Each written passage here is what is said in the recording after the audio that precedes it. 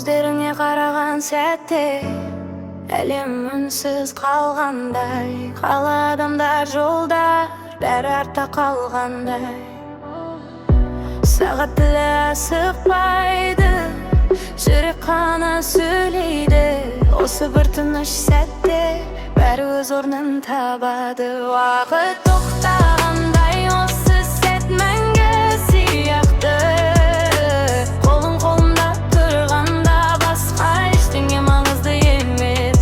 Уақыт тоқтағандай тынысым сен бірдей балқым. Бақыт деген осы сен күн ғашығы.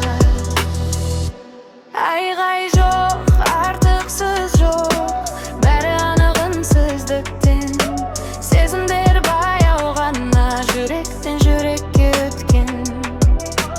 Болашақ алыс емес, өткенде мазаламайды. Қазір және осында жаным тыныштық табады.